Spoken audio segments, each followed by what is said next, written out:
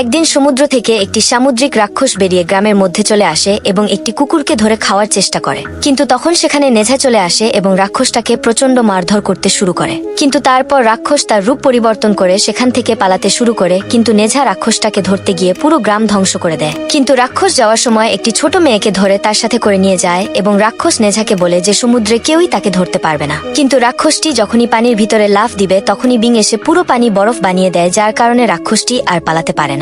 এরপর বিং রাক্ষসকে মেরে ছোট মেয়েটিকে ছাড়িয়ে নেঝার হাতে তুলে দেয়, কিন্তু নেঝা এটা মেনে নিতে পারে না, কারণ সে নিজেই ছোট মেয়েটিকে রাক্ষসের কাছ থেকে বাঁচাতে চেয়েছিল। তাই সে মেয়েটিকে আবার রাক্ষসের হাতে তুলে দেয়, যার পরে নেঝা এবং বিং এর মধ্যে ফাইট শুরু হয়। কিন্তু এই সুযোগে রাক্ষস তার পাথর তৈরির বুলবুল তাদের চারিদিকে ছড়িয়ে দেয় এবং নেঝার একটি হাত পাথর হয়ে যায়। এরপর রাক্ষস ছোট্ট মেয়েটিকে জীবিতই গিলে ফেলে, যা দেখে বিং বুলবুলের ভিতর দিয়ে দৌড়ে গিয়ে রাক্ষসকে মেরে বাচ্চাটিকে বের করে আনে, কিন্তু বিষের কারণে বাচ্চাটির সাথে সাথে বিং এর পুরো শরীর পাথর হয়ে যায়। এটা দেখে নেঝা রাক্ষসের দিকে দৌড়ে আসে, কিন্তু রাক্ষস তার থেকে বাঁচার জন্য তার চারিদিকে বুলবুল ছুঁড়ে মারে, যা দেখে নেঝা বুদ্ধি করে বিংকে উঠিয়ে নিয়ে বুলবুল ফাটিয়ে ফেলে রাক্ষসের কাছে চলে আসে এবং তারপর নেঝা রাক্ষসকে এমন ভাবে মারে যে রাক্ষস ভয় পেয়ে নেঝাকে বিষের থেকে বাঁচার অ্যান্টিডোট দিয়ে দেয়, যা খাওয়ার পর নেঝার হাত ঠিক হয়ে যায় এবং বিংও পাথর থেকে আবার আগের মতো হয়ে যায়।